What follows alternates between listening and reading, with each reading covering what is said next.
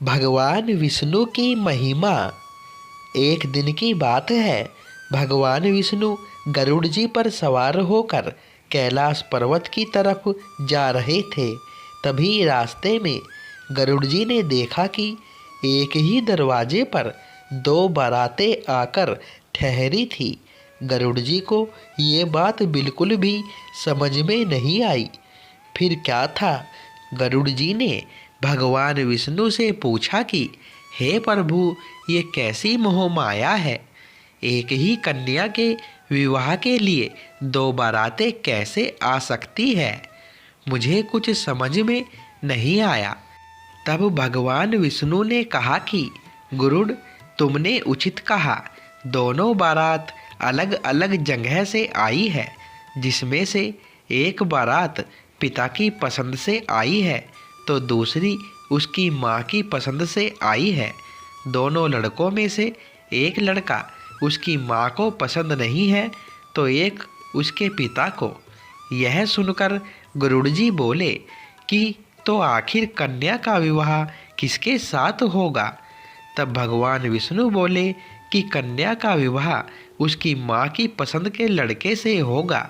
यह सुनकर गरुड़ जी मौन हो गए और भगवान विष्णु को कैलाश पर्वत पहुंचाकर पुनः उसी स्थान पर चले आए जहाँ पर उस कन्या का विवाह हो रहा था। गरुड़ जी ने वहाँ पहुंचकर अपने मन में ये विचार किया कि अगर मैं माँ के पसंद वाले लड़के को यहाँ से हटा दूँ तो देखता हूँ ये विवाह कैसे संभव हो पाएगा।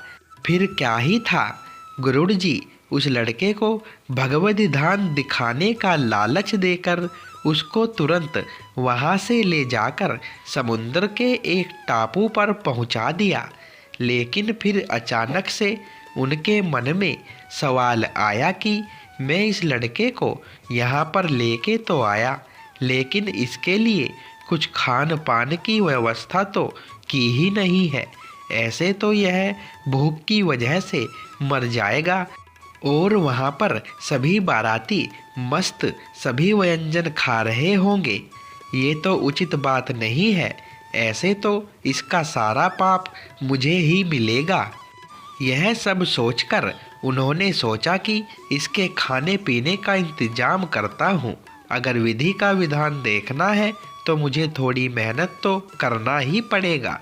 और इधर कन्या के घर पर वर के खो जाने की वजह से उसकी माँ निराश थी, लेकिन फिर भी वो अपने फैसले पर अड़ी हुई थी।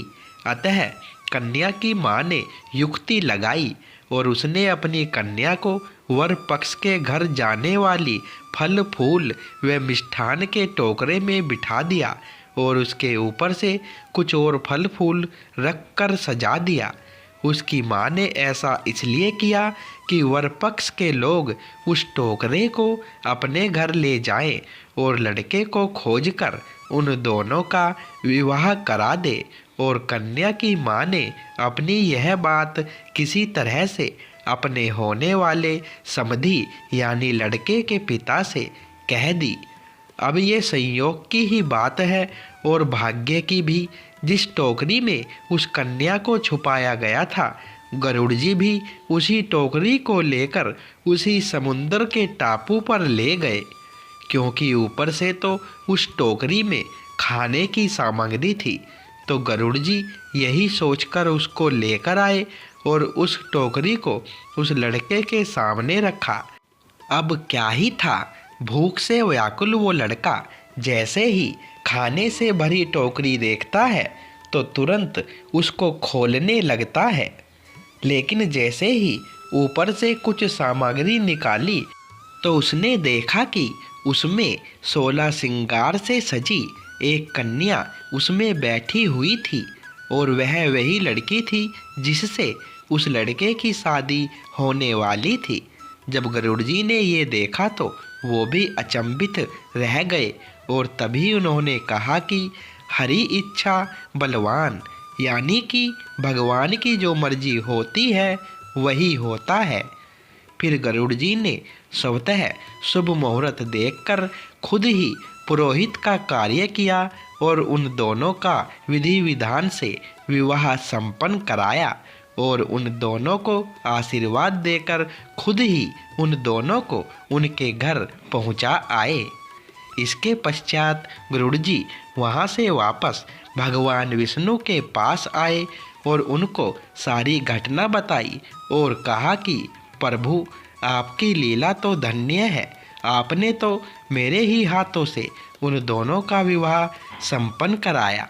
हरि इच्छा से परे कुछ नहीं है। जय हो विष्णु भगवान जी की।